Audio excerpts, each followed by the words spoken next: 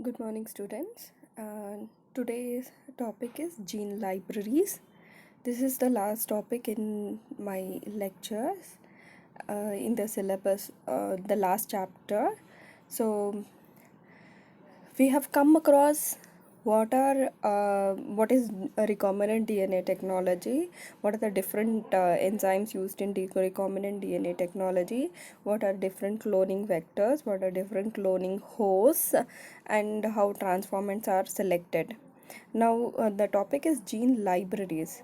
What is like our genome, that is what is present in the nucleus, the whole set of sequences have some coding sequences, some non-coding sequences, some regulatory sequences, and some sequences which has not been analyzed at all. So the whole set, when they are cloned, that is called as genomic library in a simple way. A genomic library is a collection of DNA fragments cloned by cloning or molecular mechanisms from a given organism, tissue, organ, or cell type. It may contain complete genome sequence or complementary DNA sequence that later being formed from messenger RNA and lack intron sequences. So that is in case of cDNA library. There are two types of library, basically gene libraries. It's a genomic DNA libraries or cDNA libraries. So what you have in your syllabus is what is the definition of gene library, what are the types of gene library, and how the construction in brief.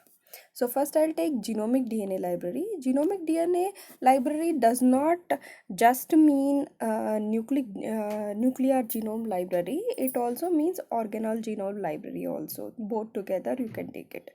Organelle genome library like mitochondria, chloroplast, you can separate them by differential centrifugation and then extract the DNA.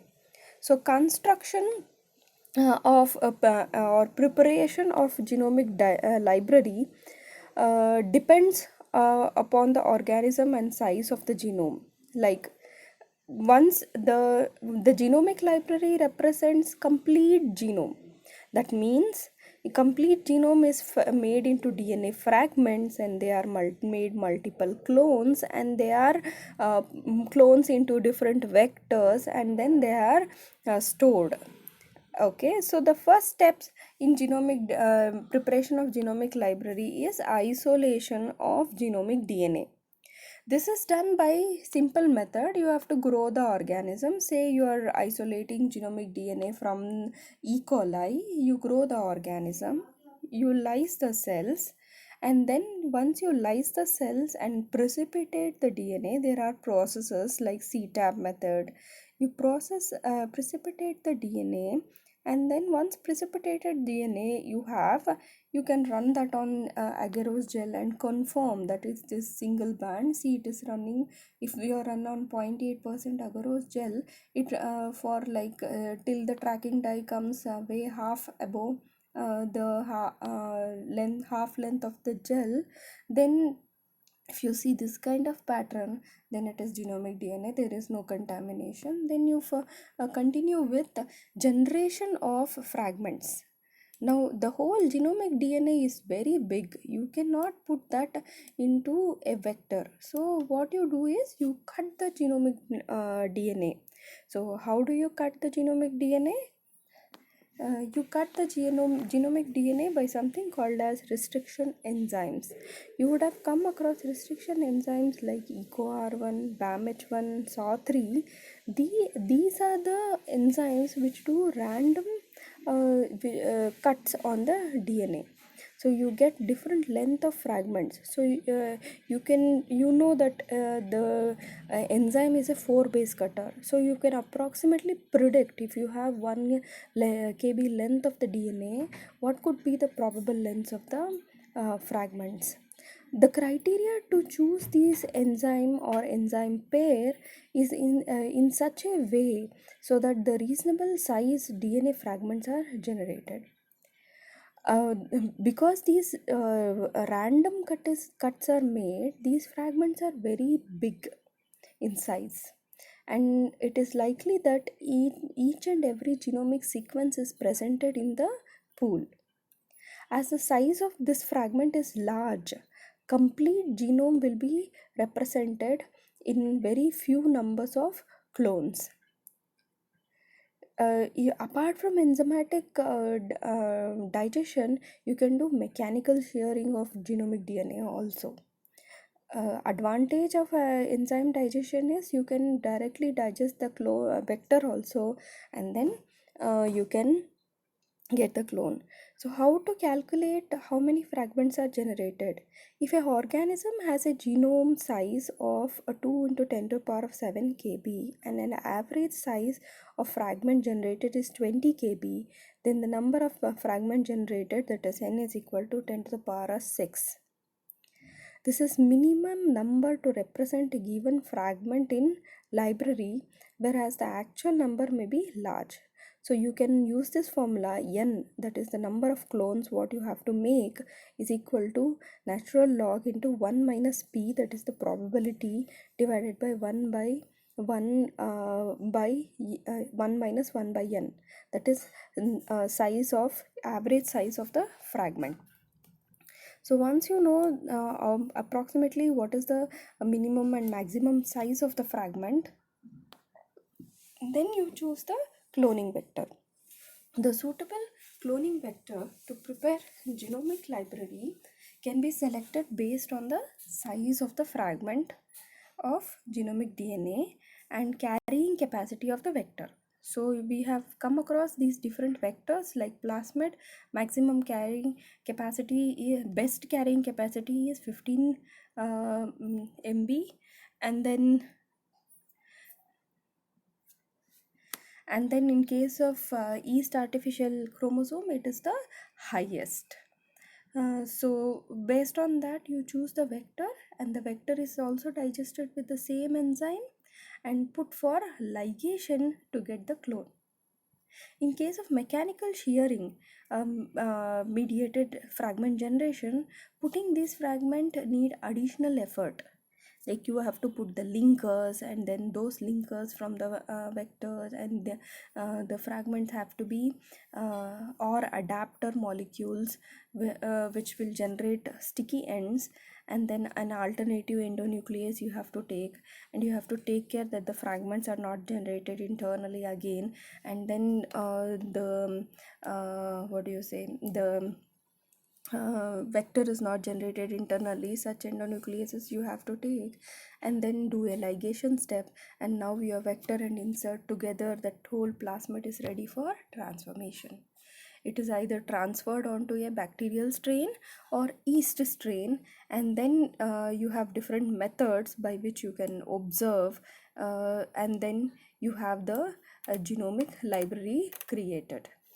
So now this genomic library what is created can be like checked whether the genomic library contains the which fragment. Suppose you are fishing out one gene like alanine coding enzyme from the genomic library, you can have probes which are very specific to this gene, and then do hybridization. It can be a colony hybridization or plaque hybridization. You can do these methods and find out which of the transformant. When you plate the transformants, primarily you get individual colonies, and these colonies what you say are developed from one particular genomic fragment, and you can sequence a fragment, you can save those organism containing a specific fragment separately. So you do hybridization with all the clones, and you can find out which clone contains this gene of interest. Now coming to application of genomic library. Genomic library construction is the first step in any DNA sequencing project. Genomic library helps in identification of novel pharmaceutically important genes. Genomic library helps in identification of new genes which were silent in the host. It help if you do expression of the genomic fragment, it will help in identification of new genes. It helps us in understanding the complexity of genome, serving as a source of genomic sequence for generation of transgenic animals through genetic engineering. It also helps in the study of function of regulatory sequences in vitro, study of genetic mutation in cancer tissue, create cDNA libraries to determine what genes are being expressed at a particular time. So next, coming to cDNA libraries. cDNA library is a collection of clones containing complementary DNA and represents the genes that are expressed within a given cell or tissue type at a particular period. cDNA represents collection of mRNA complements of a single type of cell. cDNA libraries represent sequence after any post-transcriptional modification. The advantage of cDNA library is that it contains only coding regions of genome. Now coming to construction of cDNA library, the first step in the construction of cDNA library is the isolation of mRNA. Now you know RNA is not of single type. In a cell you have mRNA, you have ribosomal RNA, you have tRNA, and you have regulatory RNAs like microRNA and siRNA. Now we have to selectively isolate mRNA. So how this is done? Now we should know the property of the eukaryotic mRNA or prokaryotic mRNA. In case of an eukaryotic mRNA, you have the 5' cap and then 5' untranslated region. Then comes your coding sequence and then 3' untranslated region and poly A tail. The poly A tail what is being used for isolation of mRNA. Like you have a cap, 5' cap, and then 5' untranslated region, and then you have the coding region, then you have 3' untranslated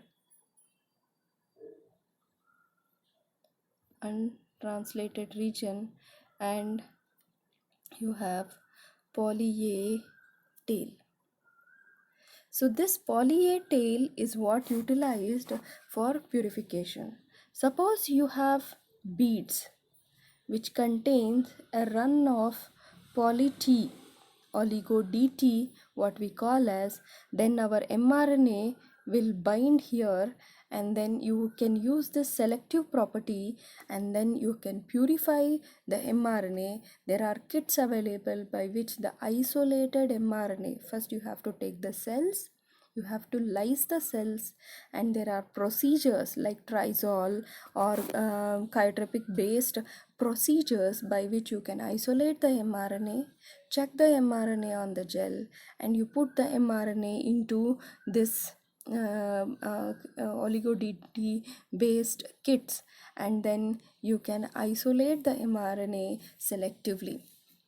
Once you isolate the mRNA, and then you have the processing, that is the formation of cDNA. Now how cDNA is made? There are two methods by which you can make cDNA. The Gruber-Hofmann method, and this popularly you know, I think, and you know that there is oligo DT, the mRNA. You can put the primer oligo DT, and then in the presence of reverse transcriptase enzyme you can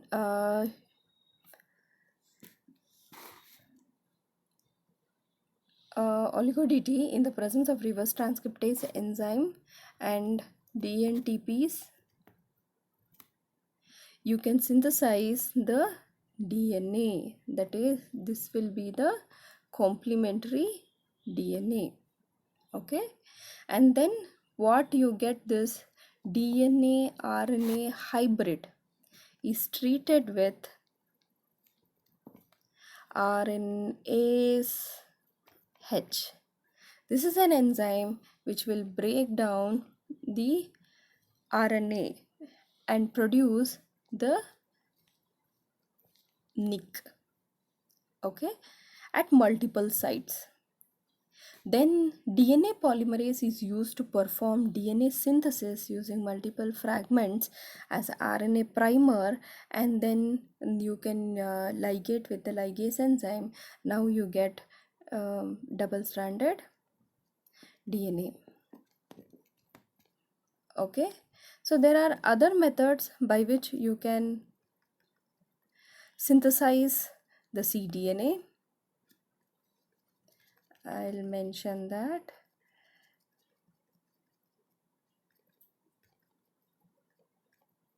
So that method is called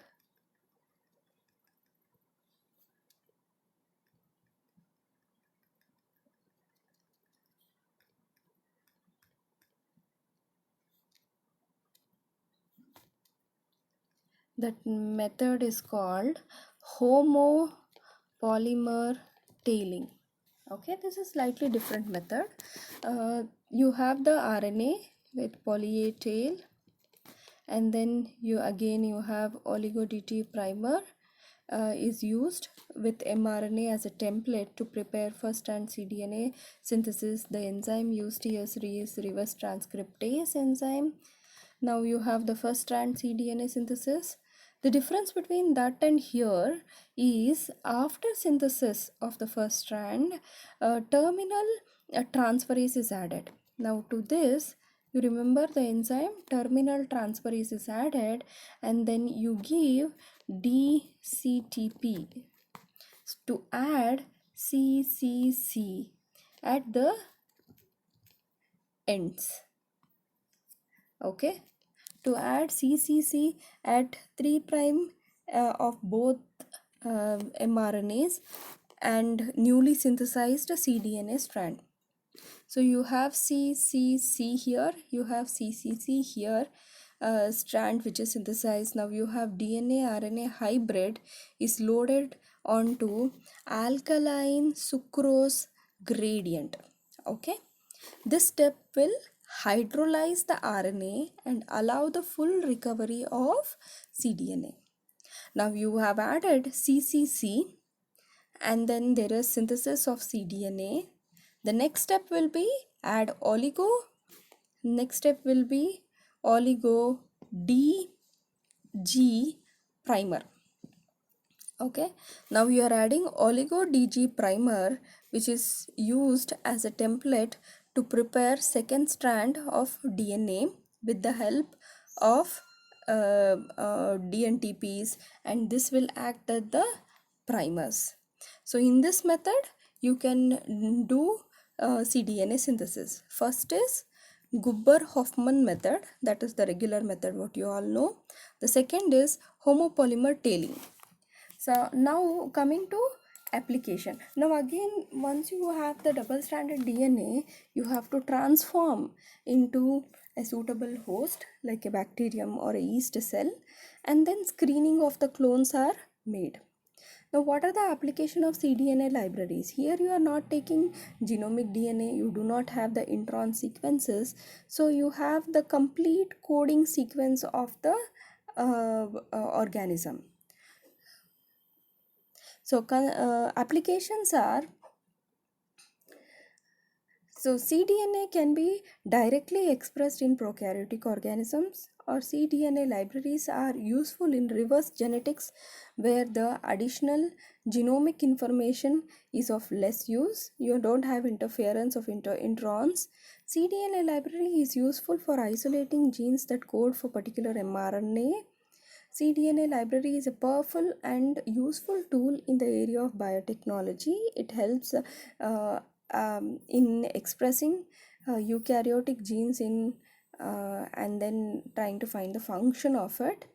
It is used for the screening genomic DNA libraries. You can make probes out of this. cDNA of proteins can facilitate to generate antibodies or monoclonal antibodies. The most important application of cDNA is study in gene expression. The disadvantages here of cDNA is that it contains only sequences of the mature mRNA.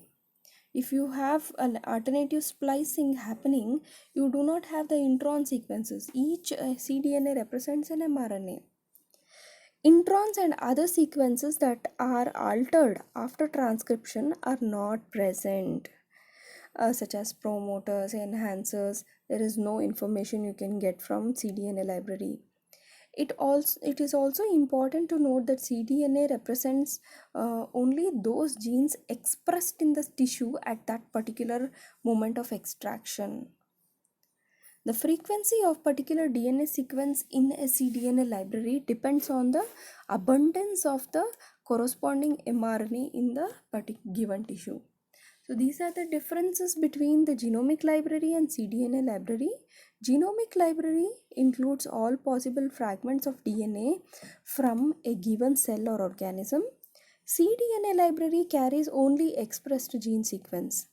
Genomic library is larger. cDNA library also is larger, but comparatively to genomic library, it is smaller in size. Genomic DNA library represents the entire genome of the organism, having both coding and non-coding regions. cDNA library represents only the expressed part of the genome and contain only coding sequence called express sequence RAD, or you can do complete cDNA library.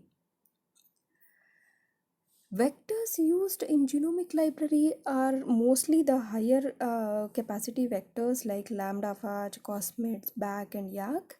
In cDNA library, plasmid, pharmid, and lambda-phage can be used for making a cDNA library. Now, once the cDNA library has been made, storing that will be in terms of freezed cells, or you can do a phage libraries and make a cryopreservation. Thank you.